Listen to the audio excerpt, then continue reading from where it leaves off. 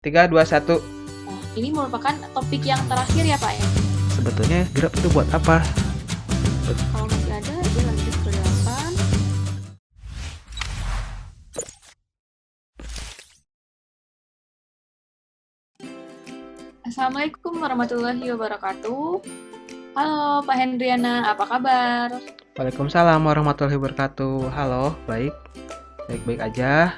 Alhamdulillah sehat. Gimana kabarnya Budian? Alhamdulillah sehat. Semoga teman-teman di luar sana juga pada sehat semua ya, dan lancar puasanya. Amin ya robbal alamin. Oke, pada video pembelajaran ini kita akan membahas tentang graph dalam struktur data dan algoritma. Nah, sebelumnya kita udah mempelajari yaitu ada stack, ada antrian, ada tree, Jenis-jenis struktur data ya? dan sekarang itu kita mempelajari tentang graph. Nah, ini merupakan topik yang terakhir ya Pak ya? Iya, ini Ini topik yang terakhir atau materi terakhir di perkuliahan struktur data dan algoritma. Oke, tapi biarpun dia terakhir, tapi agak sedikit panjang karena kita akan membaginya dalam beberapa pertemuan gitu ya, biar lebih gampang dipahami supaya nggak ngantuk kalau nonton videonya kelamaan gitu kan ya. Iya betul. Oke, Pak Hendriana, Ya. sekilas tentang graph itu seperti apa sih? Graph ya. Graph itu hampir menyerupai sama dengan tree. Sama jenisnya itu merupakan struktur data jenis hierarki, majemuk hierarki. Cuman bedanya itu kalau misalnya tree itu kan dia pasti berbentuk kayak pohon terbalik, namun dia tumbuhnya itu ke bawah. Sedangkan untuk graph sendiri dia mempunyai dua, yaitu ada yang namanya vektor dan edge. Nah, di sini kalau misalnya di graph sendiri biasanya kan kita sebut node ya. Kalau misalnya di graph sendiri biasanya node itu disebut dengan vertex. Seperti itu. Dan kemudian untuk graph sendiri dia lebih menekankan pada ketetanggaan. Misalnya kalau misalnya hubungan antara vertex A dengan vertex B itu dia mempunyai hubungan, maka dia diberi nilai 1. Sedangkan kalau misalnya tidak mempunyai hubungan, dia diberi nilai 0. Jadi sama aja nilainya mempunyai 2. Gitu. Nah, apakah setiap hubungan itu punya nilai Pak di graph ini? Nah, ini menariknya. Graph sendiri dia mempunyai jenisnya. Ada yang jenisnya itu ada yang tidak berarah dan tidak mempunyai nilai. Ada yang tidak berarah dan mempunyai nilai. Maksudnya nilai ini bobot ya. Kemudian ada juga yang mempunyai nilai dan dia juga berbobot atau bernilai ataupun mempunyai bobot, seperti itu. Oke. Kalau graph ini biasanya digunakan buat apa sih Pak dalam kehidupan sehari-hari gitu? Sebetulnya graph ini tuh sudah ditemukan sejak dahulu kala gitu ya, sejak tahun 1800 sekian gitu ya. Awalnya itu ini salah satu hard problem. Ini biasanya ditemukan pada bidang ilmu matematika. Dan kemudian sekarang banyak digunakan buat programming. Kalau zaman dahulu itu digunakan buat bagaimana caranya menentukan batas-batas wilayah atau batas-batas kota. Dan ataupun juga bisa digunakan untuk menentukan daerah-daerah mana saja yang memiliki iklim yang berbeda-beda. Itu bisa digunakan menggunakan graph. Cuman sekarang juga ada di kehidupan sekarang saat ini bisa ditemukan juga. Contohnya dalam yang sering kita nggak akan terbayang sebetulnya. Biasanya digunakan juga dalam industri transportasi. Kita kan sering ya pakai Gojek gitu ya, pakai aplikasi Gojek. Biasanya aplikasi Gojek itu kan menentukan jarak terdekat ya. Jalur terdekat gitu ya? Ya, nah ini juga graph juga bisa digunakan untuk menentukan jalur terdekat. Misalnya tujuannya dari Cibiru ingin ke Dago, maka jarak terdekat mana yang akan dituju. Kan misalnya jalurnya ada banyak ya, bisa melalui Soekarno-Hatta atau misalkan bisa melalui Ujung Berung misalnya ya. Nah, untuk jalur yang tercepat itu kita bisa menggunakan graph. yang berbobot tentunya. Seperti itu. Itu untuk overview dari graf. Oke, supaya agar kita lebih dapat mengerti tentang graf ini, langsung saja kita bahas lebih mendalam lagi ya Pak ya. Iya, supaya lebih menarik lagi gitu ya. Oke. Baik, kita mulai materi graf yang merupakan materi terakhir pada struktur data dan algoritma. Yang sudah kita ketahui sebelumnya, bahwa struktur data graf merupakan struktur data jenis majemuk hierarki, sama dengan jenis struktur data tree. Itu pada hierarki. Dan graf merupakan struktur data yang paling umum, dan merupakan jenis struktur data yang paling sering diimplementasikan dalam dunia programming. Karena apa? Karena graf dapat mendefinisikan hubungan yang tidak terbatas antar data yang ada. Berikut pada gambar di samping kanan, terdapat dua jenis graf berdasarkan arah. Yang pertama ada yang namanya direct graph, dan yang kedua itu indirect graph.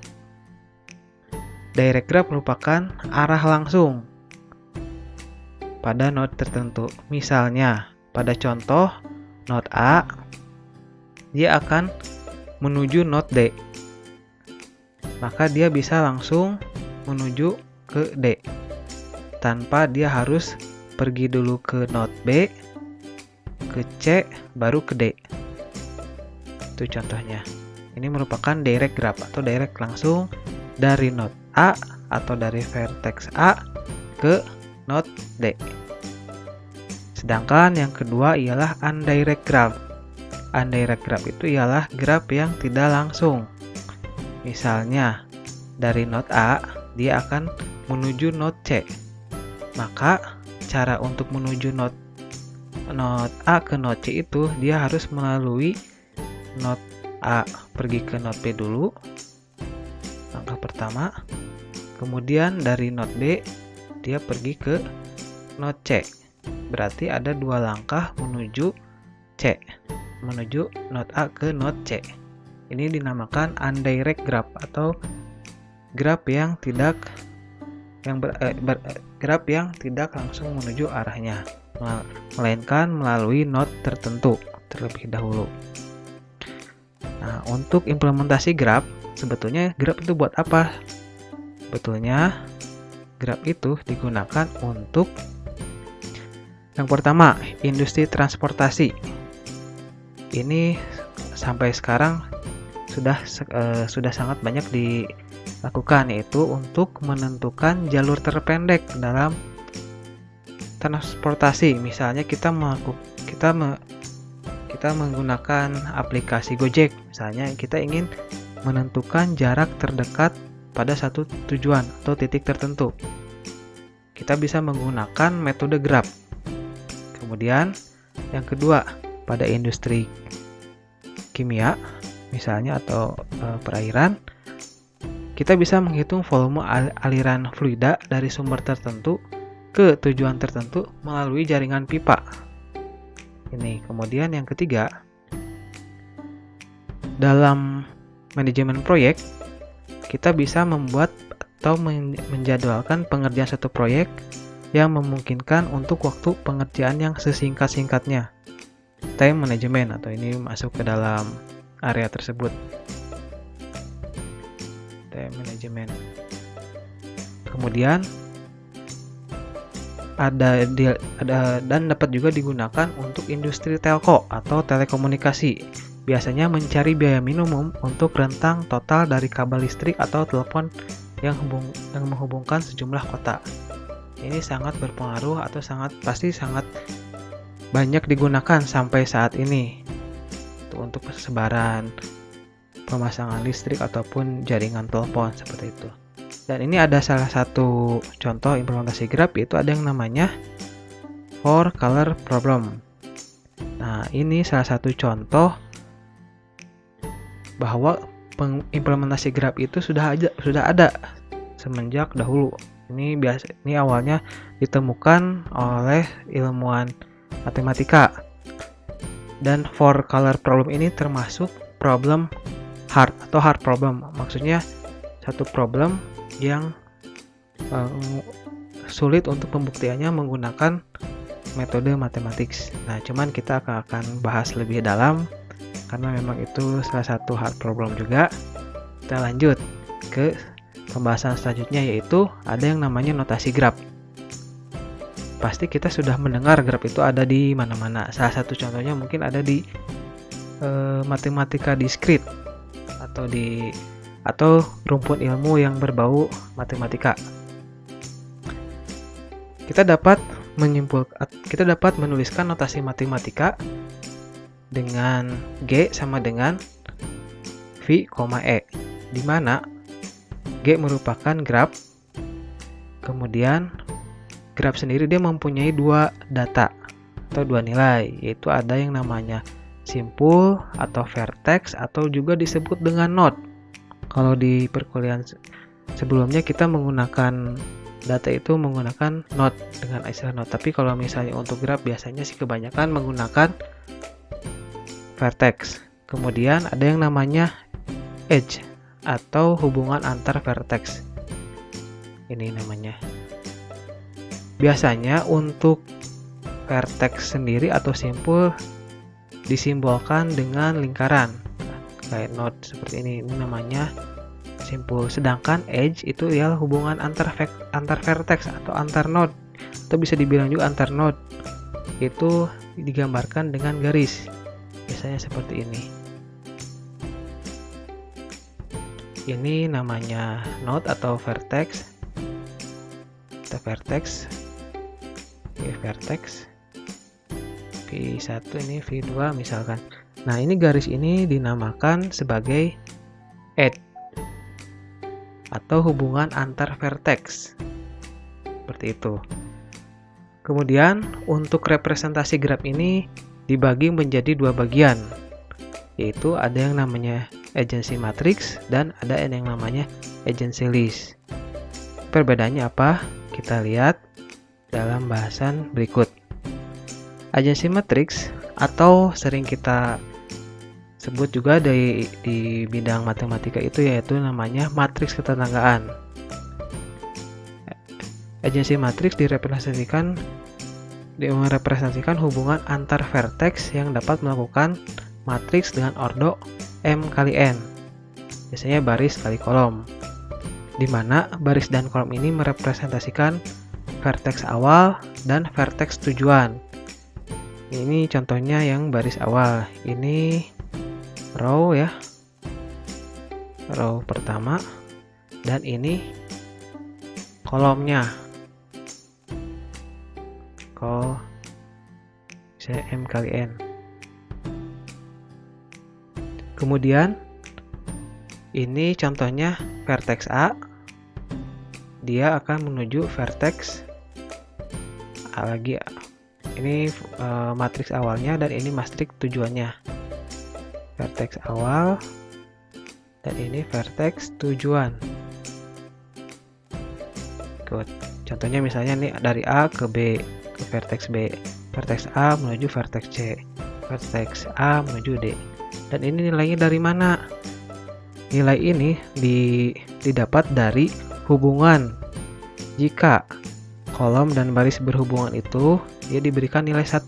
Sedangkan jika nilainya 0 itu berarti tidak menunjukkan vertex yang berhubungan. Contoh pada gambar, kita mempunyai gambar, ini ada vertex A. Vertex A, dia menuju vertex B. Ini. Berarti dia mempunyai nilai 1. Berarti kita tulis di sini 1. Kemudian vertex A menuju vertex C.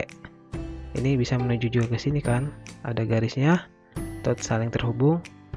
Maka nilainya itu 1.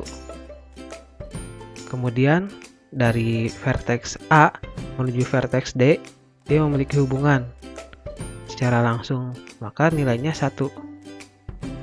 Sedangkan vertex A dia akan menuju vertex E. Nah, ini dia tidak memiliki hubungan. Maka untuk nilai hubungan antara A dengan vertex E, maka diberi nilai 0. seperti itu. Dan untuk node selanjutnya sama halnya, kita bisa menghitungnya seperti itu. Sedangkan untuk agency list, nah ini bentuk agency list, itu representasi dalam list berangkai. Ini makanya kita memulai di awal itu mempelajari mengenai linked list ya. Ini sama halnya kayak linked list. Nah, keuntungan itu dapat dilakukan dengan menambahkan simpul dengan mudah karena sifatnya dinamis. Kan kalau linked list kita bisa menambahkan di depan atau di tengah-tengah atau di X ataupun di akhir. Seperti itu. Pada contoh di bagian kanan, misalnya saya memiliki graf seperti berikut. Misalnya graf di sini terdapat 4 buah graf. Yang pertama itu misalnya V1, di sini V2, di sini V4, di sini V3. Misalnya vertex 1 dia bisa berhubungan dengan vertex 2, kemudian dari vertex 2 dia bisa menuju vertex 3, dan dari vertex 3 menuju vertex 4. Ini merupakan contoh jalur terdalam dari vertex 1 menuju vertex 4. Berarti yang jalan yang akan dilalui vertex 1 menuju vertex 4 yaitu seperti ini ya, tadi gambarnya dia link list dulu ke sini ke 2, kemudian dari 2 ke 3, dari 3 ke 4. Ini contoh di vertex pertama menuju vertex ke 4. Contoh yang kedua misalnya vertex 2 menuju vertex 4. Gimana caranya? Caranya itu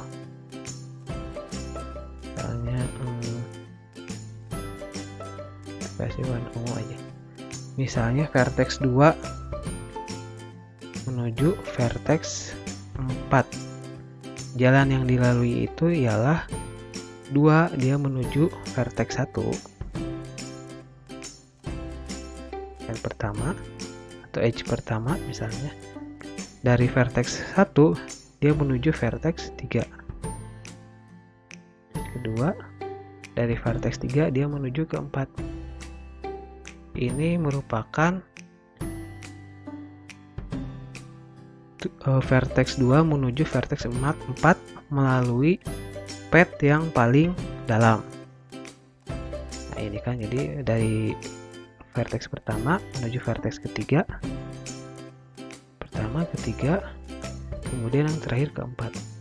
Ini salah satu contohnya. Kemudian di sini terdapat istilah-istilah. Mungkin ada yang belum familiar juga, atau mungkin ada yang lupa juga dengan materi sebelumnya. Istilah pada graf itu sendiri ada yang pertama vertex. Vertex merupakan himpunan node atau titik pada suatu graf. Ini contohnya vertex 1. Atau kita sering biasanya menyebutnya pada graf majemuk linear atau graf majemuk hierarki pada tree, biasanya kita menyebutnya dengan sebutan node. Seperti itu. Tapi kalau di graf biasanya vertex atau node juga bisa sih. Cuma karena istilah notasi matematikanya vertex, kita sebut aja vertex boleh. Vertex 2, ini vertex 3, dan ini vertex 4. Kemudian edge merupakan himpunan baris atau lintasan yang menghubungkan tiap vertex pada suatu graf. Contohnya misalnya vertex 1 dia menuju vertex 2. Maka yang dinamakan edge itu ialah yang ini, edge 1 menuju vertex 2. Ini edge-nya. Seperti itu. Kemudian misalnya vertex 2 menuju vertex 3. Dia memiliki edge namanya E2 dan seterusnya. Kemudian ada yang namanya agents atau ketetanggaan, biasanya merupakan sebutan untuk dua buah titik yang saling terhubung dalam satu edge atau dalam satu garis. Misalnya V2 adjust dengan vertex 1. Ini kan pasti V2 dengan V1 dia bertetangga. Dia bertetangga V2 dengan V1. Kemudian adjacent matriks ketetangan juga dengan V1 dan V4. Ini ketetanggaan juga ini contohnya. Kemudian yang keempat itu ya cycle, merupakan lintasan yang berawal dan berakhir pada simpel node yang sama. Contoh, misalnya saya pengen memulai dari vertex ketiga, kemudian dia akan cycle ke vertex ketiga juga. Berarti caranya dia pergi menuju vertex 2. Tadi ini jadi berantakan. Misalnya yang namanya cycle itu pada vertex 3 dia akan menuju vertex ketiga lagi melalui vertex 2. Dari vertex 2 menuju vertex 1. Kemudian dari vertex 1 menuju vertex 4 dan terakhir menuju vertex 3. Ini merupakan cycle. Dan yang terakhir ialah weight, merupakan bobot atau nilai yang dimiliki oleh satu lintasan atau edge antara dua buah vertex yang terhubung. Namun ini hanya berlaku bagi graf yang memiliki bobot saja, karena ini merupakan salah satu jenis graf yang tidak memiliki bobot. Karena nanti kita akan bahas mengenai jenis graf. Salah satu jenis graf itu ada 3. Ada yang graf tidak berarah dan tidak berbobot, kemudian ada graf tidak berarah dan berbobot, kemudian yang ketiga itu ialah graf berarah dan berbobot. Mungkin untuk jenis graf akan disampaikan langsung oleh Ibu Dian. Silakan Ibu Dian. Sekarang kita lanjutkan untuk membahas jenis graf. Nah, pada mata kuliah struktur data dan algoritma ini kita mempelajari 3 jenis graf. Yang pertama, graf tidak berarah dan tidak berbobot. Nah, seperti yang dilihat pada gambar di sini, dimana menunjukkan kalau tidak ada arah atau bobot yang ada dalam lintasan antara vertex-vertex yang ada di gambar ini. Nah, misalnya kayak seperti vertex B ke vertex A itu tidak ada arahnya dan juga tidak ada bobotnya. Nah, jenis yang kedua yaitu graf tidak berarah tapi berbobot. Nah, bedanya di mana? Kalau di gambar yang nomor 1 ini nggak ada kelihatan bobot yang ada di lintasan. Nah, kalau di yang kedua ini pada setiap lintasan yang ada di vertex itu memiliki bobot. Jadi misalnya kayak gini, vertex A yang terhubung dengan vertex B itu mempunyai bobot 5 pada lintasannya. Gitu. Nah, jadi bedanya gitu ya. Kalau yang nomor 1 tadi tidak ada arah sama bobotnya juga nggak ada. Kalau yang nomor 2 itu ada bobot tapi arahnya tetap nggak ada. Nah, yang nomor 3 dia memiliki dua-duanya, yaitu graf berarah dan graf berbobot. Nah, kalau lihat dari gambarnya di sini dia menggunakan panah. Jadi arahnya itu dilambangkan dengan tanda panah. Jadi kayak gini, vertex A ini mengarah ke B yang mempunyai bobot 5. Nah, ini biasanya digunakan untuk pencarian jalan terpendek atau dengan studi kasus kita ingin menuju kota A ke kota C, kita pengen tahu jalur mana yang merupakan jalur terpendek. Nah, ini bisa kita pakai. Nah, misalnya kita punya berasal dari kota A, kita mau ke kota C. Nah, di sini ada beberapa jalur yang bisa membawa kita ke kota C, yaitu pertama yang A, B, E, dan C, atau A, B, C, atau A, D, E. Nah, di sini kita lihat jalur tercepatnya dari mana. Nah, jalur tercepat itu kita bisa lihat dari bobot. Sekarang kalau kita lewat dari A ke B, berarti itu ada 5. dari B ke E itu ada 12, dan dari E ke C itu nggak bisa karena arahnya berbeda. Oke, berarti itu nggak bisa ya. Nah, selanjutnya kita lihat lagi. Dari A ke D bisa ada E2, dari D ke E ada 3, dari E ke C nggak bisa karena panahnya misalnya dari C ke E. Nah, bisa jadi A, D, dan C gitu. Nah, di sini ada E2, 8 sama C. Nah, ini dari kasih tahu E-nya berapa. Terus juga bisa dari A, B, sama C. Nah, kalau ada B sama C itu kita butuh bobot 8. Berarti jalur tercepat untuk menyampai kota C bisa melewati A, B, sama C. Oke, nah itu kan kita bahas lebih lanjutnya di minggu berikutnya. Nah, pada minggu ini kita akan membahas tentang graf tidak berarah dan tidak berbobot. Oke, graf tidak berarah dan tidak berbobot ini merupakan salah satu jenis graf yang tidak memiliki nilai dan arah pada setiap lintasannya atau edge-nya gitu ya. Edge itu apa? Dia menghubungkan antara dua vertex. Jadi menghubungkan vertex B ke vertex A. Nah, yang garis ini adalah edge-nya atau lintasan. Terus, di mana graf ini tidak memiliki informasi awal yang digunakan dalam proses pencariannya. Yang ketiga, graf tidak berarah dan tidak berbobot dapat diimplementasikan dengan algoritma depth first search. Nah, kalau dari kata-katanya depth first search berarti dia melakukan pencarian mendalam. Nah, seperti apa DFS tersebut? Nah, kalau bagi teman-teman yang udah kenal dengan DFS, mungkin udah tahu bagaimana cara algoritma ini berjalan. Karena ini cukup terkenal, cukup sering digunakan gitu ya dalam berbagai studi kasus gitu. Nah, DFS ini sendiri yaitu merupakan algoritma pencarian yang dimulai dari sebuah vertex dalam setiap levelnya sampai vertex yang paling dalam atau mencapai dead end.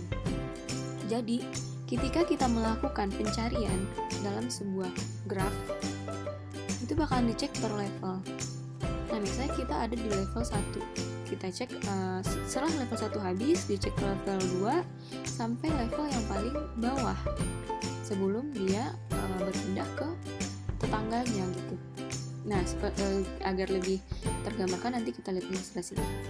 Nah, yang kedua, kunjungi vertex dalam setiap level dari paling kiri sampai vertex paling dalam. Jadi, yang pertama kita masuk dulu ke sebelah kiri, kita telusuri sampai dalam banget sampai tidak ada vertex lagi di bawahnya. Dan selanjutnya, jika kita tidak menemukan solusi, maka kita lakukan pencarian ke sebelah kanan. Nah, di sebelah kanan ini juga kita lakukan hal yang sama. Kita cari sampai vertex paling dalam. Oke, kita coba lihat ilustrasi dari algoritma DFS ini. Nah, di sini ada graf. Jadi kalau dilihat seperti tree gitu ya. Nah, bagaimana kalau DFS itu jalan? Di sini dimulai dari 0, vertex yang 0, maka dia akan mengeluarkan outputnya 0. Di sini ya. Nah, tadi dibilang kalau dia akan mentelusuri sebelah kiri dan sampai dia paling dalam. Berarti dia akan melanjutkan ke 1, vertex yang 1, maka akan mengeluarkan output 1. Dicek lagi apakah ada di bawah 1 ini, apakah masih ada dalamannya. Kalau misalnya ada, berarti lanjut ke dalam, yaitu dia menemukan vertex 2. Nah, maka dia outputnya 2. Nah, dari 2 ini dicek lagi sebelah kirinya. Sebelah kirinya masih ada nggak? Nah, di sini nggak ada sebelah kirinya. Kalau nggak ada, baru dia lanjut ke tetangganya. Tetangga di sebelah kiri apa? 3. Oke. Dia masuk sampai paling dalam dari vertex sebelah kiri ini. Nah, di 3 dia lihat lagi masih adakah vertex di bawah 3? Ternyata nggak ada. Kalau nggak ada, maka dia akan kembali ke atas gitu ya. Nah, tapi vertex yang sudah dikunjungi itu tidak perlu lagi dikeluarkan atau dimunculkan gitu. Jadi 3 nggak dimunculkan lagi. Nah, dia cek 2 juga nggak ada, dan dia balik ke 1. Nah, di 1 ini vertex 1 dia ngecek lagi apakah ada tetangga dari 2 ini atau vertex lain yang ada di bawah 1. Ternyata ada, yaitu vertex 4. Nah, maka ada output 4. Selanjutnya dia cek lagi apakah masih ada di bawah vertex 4. Ternyata nggak ada, maka dia akan kembali lagi ke 1. Nah, di 1 dia cek lagi masih ada nggak vertex yang belum dikunjungi di bawah 1. Ternyata nggak ada. Kalau nggak ada, dia balik lagi ke vertex 0. Nah, di proses ini dilakukan lagi pengecekan apakah masih ada vertex di bawah 0. Jadi seperti yang disampaikan tadi, kalau di sebelah kiri belum menemukan solusi, maka akan dilanjutkan ke vertex sebelah kanan. Berarti dia masuk ke vertex 5. Nah, 5 ini diperiksa untuk vertex sebelah kirinya, apakah masih ada vertexnya. Ternyata ada, itu vertex 6, maka akan menggunakan output 6. Selanjutnya dia cek lagi apakah 6 ini masih mempunyai vertex di bawahnya, masih mempunyai anaknya. Ternyata enggak, maka dia akan kembali lagi ke 5. Nah, setelah itu 5 dicek lagi apakah punya anak 5-nya masih ada vertex di bawah 5. Ternyata ada, itu 7. Berarti 7-nya dikeluarkan. Nah, setelah 7 dicek lagi apakah masih ada vertexnya di bawah 7. Nah, ternyata nggak ada. Nah, di sini berakhir gitu. Jadi algoritma DFS ini dia benar-benar akan nge-search sampai vertex paling dalam. Oke. Nah, kita langsung aja mengimplementasikan graf tidak berarah dan tidak berbobot ini menggunakan algoritma DFS. Seperti biasa kita menggunakan bahasa pemrograman C++. Nah, langkah yang pertama yang harus kita lakukan adalah, jadi di sini kita menggunakan adjust matrix ya. Jadi bukan yang list tapi yang matrix. Langkah yang pertama yaitu membuat matrix dengan ordo m kali n, di mana setiap elemen itu bernilai 0 atau belum ada edge. Jadi kita ingat lagi yang di sini. Nah, di sini dia bilang kalau ada hubungan, kalau dua vertex pada kolom dan baris yang berhubungan diberi nilai 1 jika dia berhubungan. Kalau dia bernilai 0 menunjukkan keduanya tidak ada hubungan. Nah, di langkah yang tadi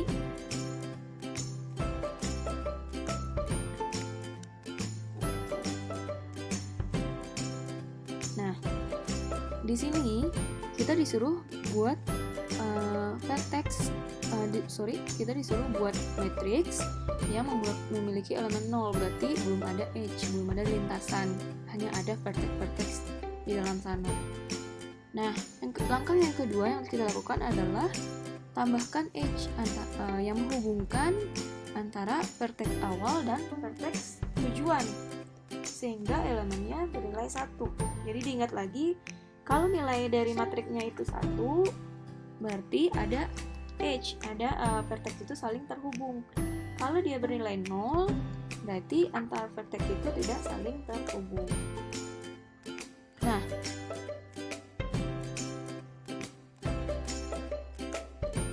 karena ini merupakan graf tak berarah dan tak berbobot, maka vertex asal maupun vertex tujuan dibuat sama. Oke, jadi vertex asal sama vertex tujuannya dibuatnya sama. Nah, ketiga apa? Setelah matriks sudah dibuat dan diisi, lalu buat fungsi DFS dengan menggunakan fungsi rekursif. Gunakan array untuk melacak simpul yang dikunjungi. Yaitu kita ini visit sama dengan 1. Jadi visit dengan masa yang 1 itu menyatakan bahwa simpul telah dikunjungi sebelumnya. Maka simpul yang telah dikunjungi itu tidak akan dipanggil lagi. Jadi kayak ilustrasi tadi, kalau dia udah berubah jadi warna abu-abu, itu dia tidak akan dipanggil lagi gitu. Oke, kita langsung coba aja codingannya. Kita coba untuk mengimplementasikannya dalam bahasa pemrograman C++. Nah, tadi kita diminta untuk membuat matriks terlebih dahulu, jadi matriks yang belum mempunyai edge. Nah, kita butuh variable vertex, variable edge, variable visit. Jadi ini untuk variable untuk menampung, memberikan informasi kalau vertexnya udah dikunjungi. Kita juga perlu variable age. Nah, ini kita buat variable global karena nanti akan dipakai di beberapa fungsi. Tadi listennya buat matrik. Oke, kita buat fungsi untuk membuat matrik. Graph.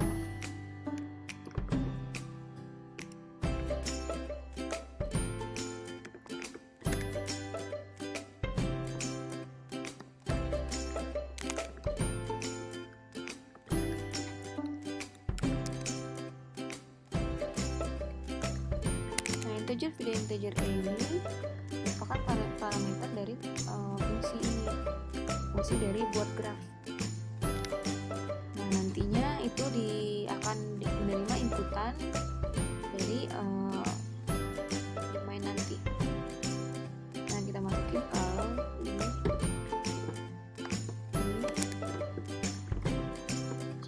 bernilai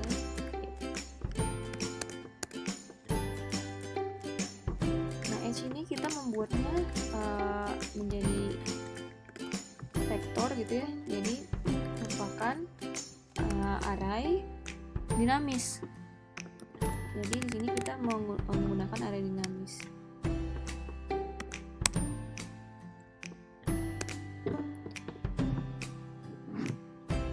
Nah, selanjutnya kita mau membuat graf ini sebanyak vertex, sebanyak inputan vertex gitu. Caranya adalah kita lakukan looping. Import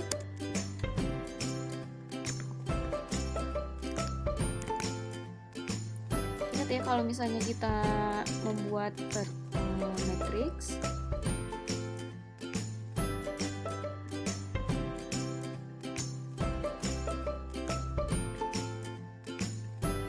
kita buat matriks gitu. Nah, kan terdiri dari baris dan kolom. Jadi kita kalau misalnya array dimensi ini adalah terdiri dari baris dan kolom gitu. Nah, berarti ini juga kita karena menggunakan array dimensi, jadi kita pakai 2 kali looping gitu. Ini yang pertama kita iniin baris sebanyak vertex gitu ya. Nah, maka nilai yang ada di baris itu kita tampung di variable edge.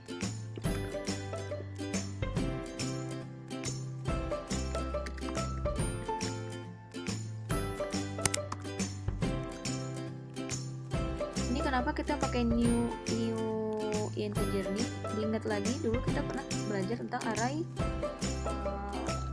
dinamis kan ya. Nah, nanti diingat lagi kenapa kita menggunakan new integer ini. Jadi buka lagi pelajaran sebelumnya.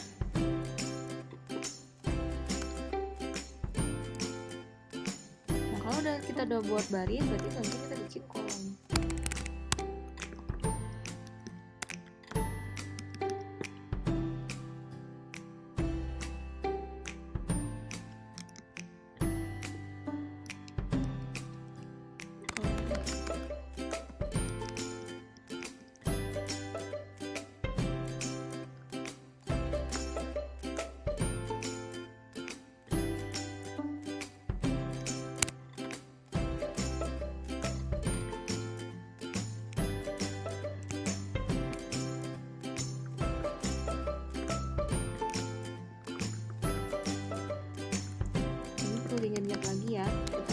belajar tentang array di 2 dimensi, di mana dia terdapat baris dan kolom.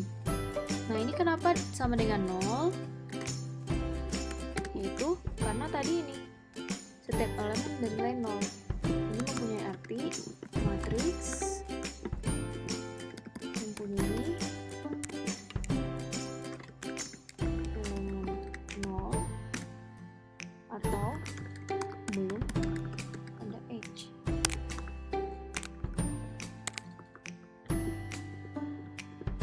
Ini berfungsi untuk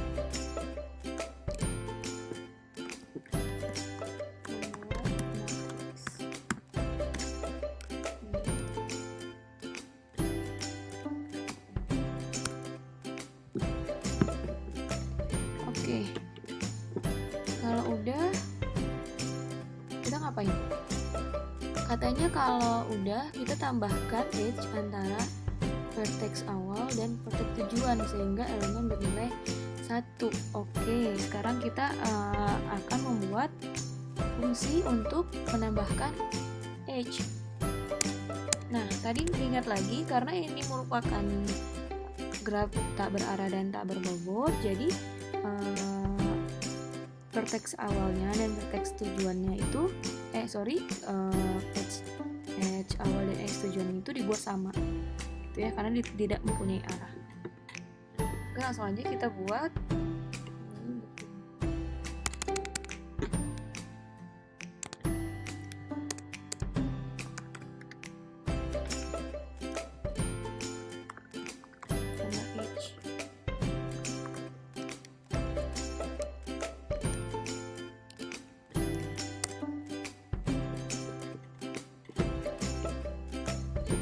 Nah, fungsi edge ini memerlukan apa?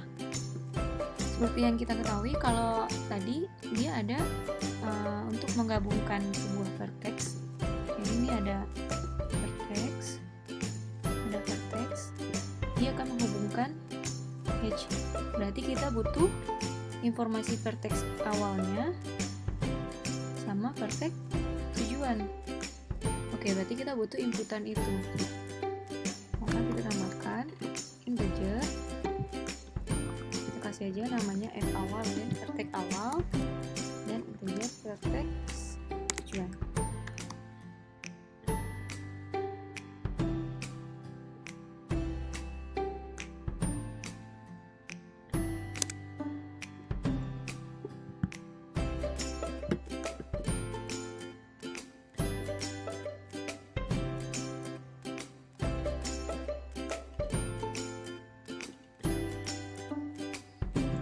Oke, karena tadi dibilang kalau kita akan membuat vertex awal dan vertex tujuan itu bernilai sama, maka kita harus bikin dua-duanya itu 1.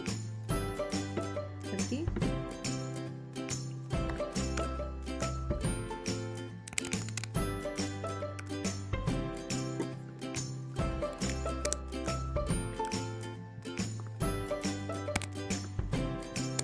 tujuan bernilai 1. Kenapa 1?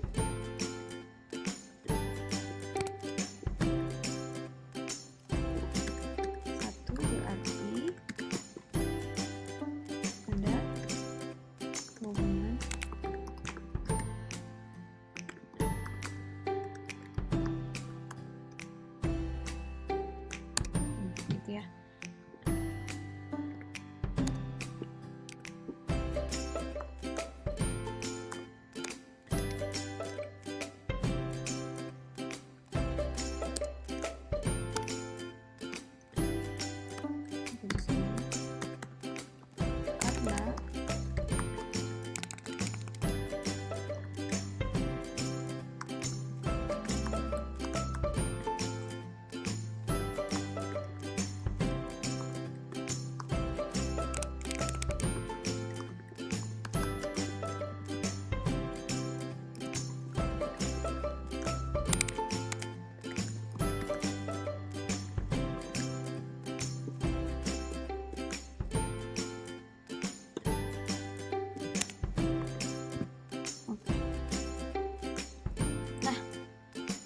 sekarang kita udah punyai fungsi untuk menambahkan edge.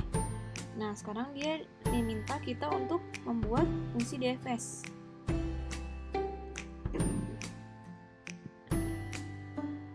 Nah, untuk membuat fungsi DFS ini, yang perlu kita lakukan pertama sekali adalah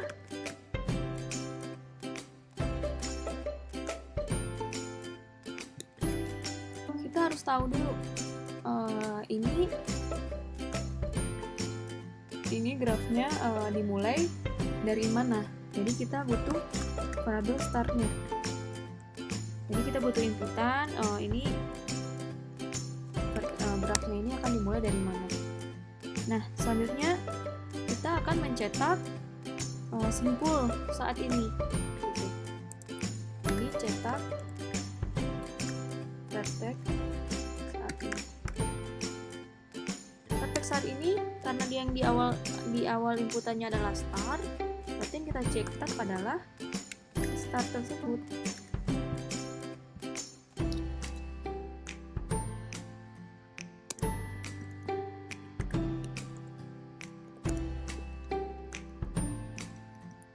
Nah, selanjutnya kita harus menetapkan, tadi di sini dibilang kita gunakan array untuk melacak simpul yang dikunjungi, yaitu visit ini sama dengan satu menyatakan bahwa simpul telah dikunjungi. Jadi kita harus memberi tanda kalau simpul itu sudah dikunjungi, biar nggak dikunjungi berulang kali.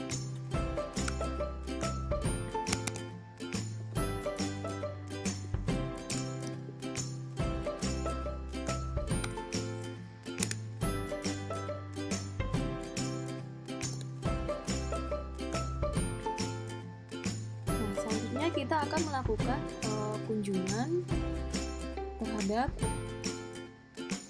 graf tersebut. Jadi akan dicek jika ada vertex yang berdekatan dengan node yang saat ini, maka dia akan dikunjungi. Terus dicek apakah dia udah dikunjungi atau belum. Kalau belum dia dikunjungi, kalau sudah dia akan mengunjungi tetangganya gitu. Nah, di sini kita menggunakan looping. Kita nge-looping sebanyak vertexnya.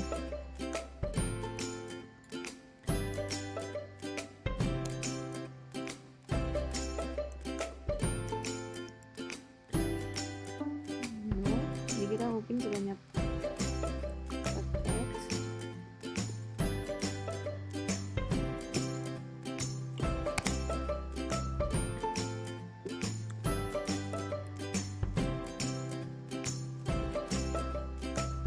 Jadi ini fungsi untuk ngecek ya. Jadi ini akan ngecek apakah ada node atau vertex yang dekat dengan vertex yang dikunjungi saat ini dan dia belum dikunjungi sama sekali.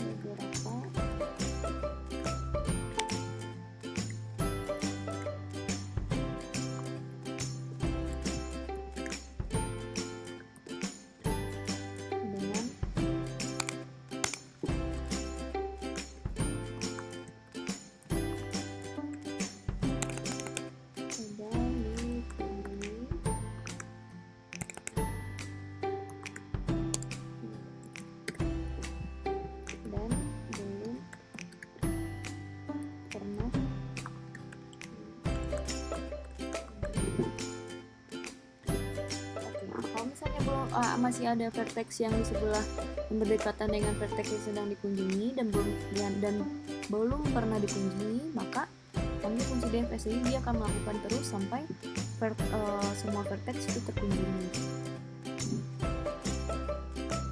Akhirnya kita buat integer main. Nah, di integer main ini kita akan memanggil fungsi untuk buat graf tambah sama fungsi dfs. Jadi yang pertama kita lakukan, kita panggil dulu fungsi buat graf. Nah, di graf ini dia butuh nilai integer v dan integer e. Jadi dia butuh dua data gitu. Jadi kita buat aja lagi f dan i dan e.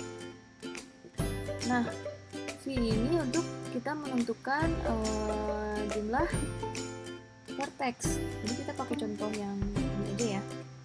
Nah, kalau kita pakai contoh yang ini, berarti vertexnya ada 1, 2, 3, 4, 5, 6, 7, 8. Oke, kita punya vertex 8. Nah, edge-nya ada berapa? Edge-nya ada 1, 2, 3, 4, 5, 6, 7. Oke, edge-nya ada 7.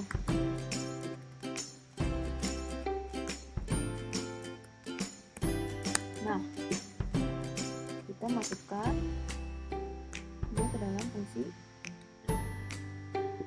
buat graf tadi. Ini besar.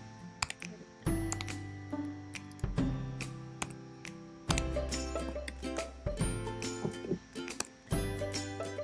Jadi nilai 8 dan 7 ini akan dimasukkan ke dalam fungsi buat graf. Nah, jadi dia akan membuat baris dan kolom sebanyak 8 gitu ya, karena vertexnya ada 8 gitu. Oke, selanjutnya kita buat edge-nya, tambahkan edge-nya, berarti kita panggil edge.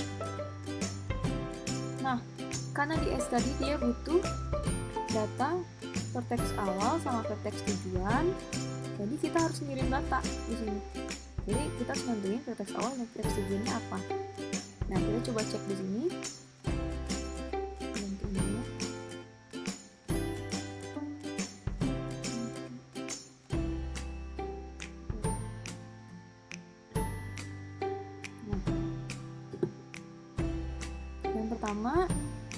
Edge yang pertama tadi ini ya,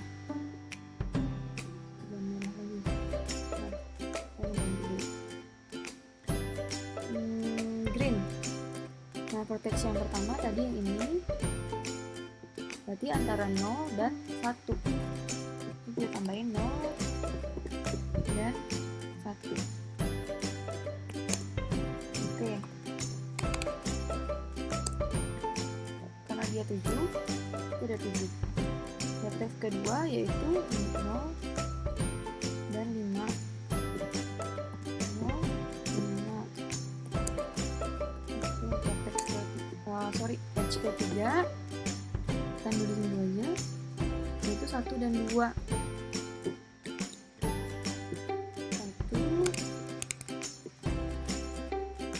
dan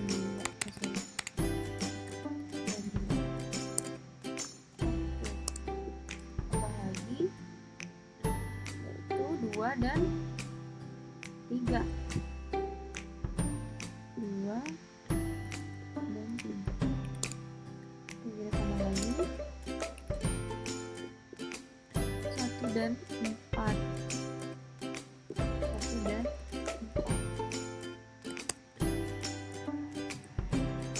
Berikutnya belum pada 5 dan 6.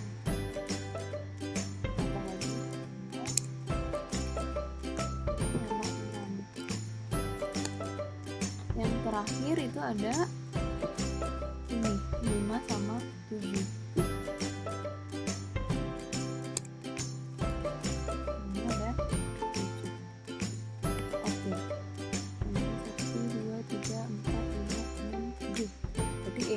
H-nya udah 7. Nah, sekarang kita lakukan fungsi depth text search. Nah, oke, kalau di sini dia bilang tadi dia butuh data vertex awal gitu. Dia butuh vertex awalnya apa? Oke, kita mulai dari vertex ke 0.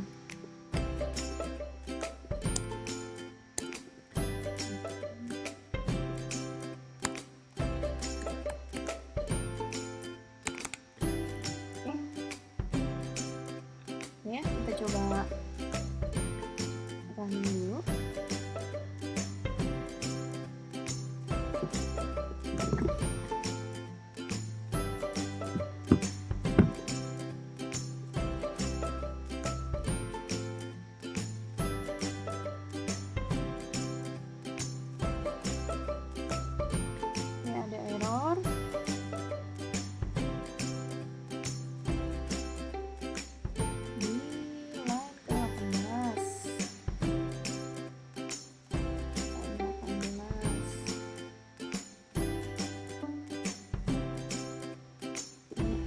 Itu apa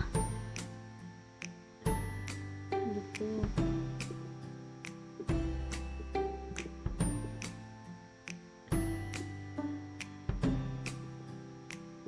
Ini bukan I ya, tapi baris.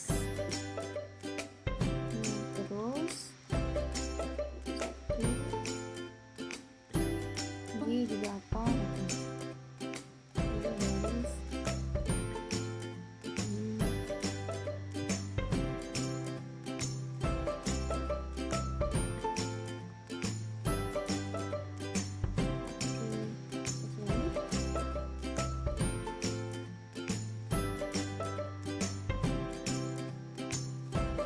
Masih ada baris ke 55.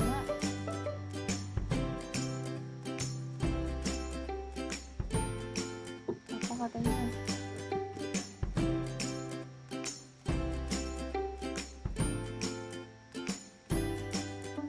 Oh, karena kita pakai koma berarti ini nggak usah ada integer lagi, kecuali kalau kita gini integer nah, itu baru pakai gitu.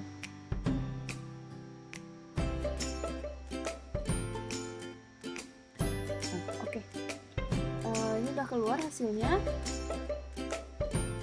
Hasilnya adalah 0, 1, 2, 3, 4, 5, 6, 7. Kita lihat outputnya tadi.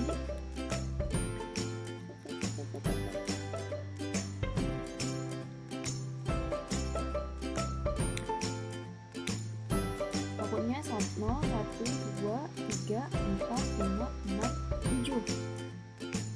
Dan itu 3, 4, 5, 6, 7. Oke. Sekarang kita coba modif graf ini. Jadi kita tambahin satu page lagi di sini. Gitu ya. Nah, kalau menurut teman-teman, outputnya bakalan keluarnya apa? Jadi sebelum kita tes harus dicobain dulu ya manual harusnya keluarnya apa. Nah, kalau kita cek di sini keluarnya nanti bakalan 0, 1, 2, 3, 4, langsung ke 6, 5, dan 7. Oke, kita buktikan apakah kita benar atau salah. Nah, tadi kita tambahin H-nya ada 8. Berarti ini juga H-nya bertambah jadi 8. Nah, tadi yang terhubung adalah 4 dan 6. Juga 4 dan 6. Oke, kita coba. Nah, ini hasilnya 0, 1, 2, 3, 4, 6, 5, 7. Kita lihat 0, 1, 2, 3, 4, ke sini 6. Jadi 1, 2, 3, 4, 6, 5, 7. Ya, 5 karena dari sini baru ke 7. Oke. Nah, itulah implementasi dari graf tidak berbobot dan tidak berarah. Silahkan dicoba sendiri-sendiri. Semoga dapat dipahami dan cobain dengan studi kasus yang lainnya.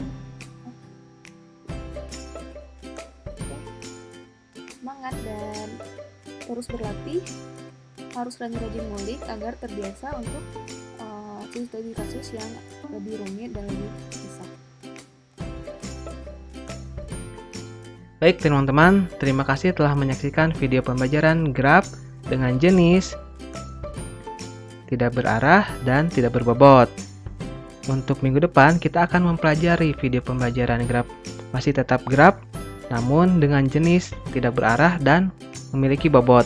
Mudah-mudahan videonya dapat dimengerti dan dapat diimplementasikan pada proyeknya. Terima kasih Ibu Dian. Terima kasih Pak Henry.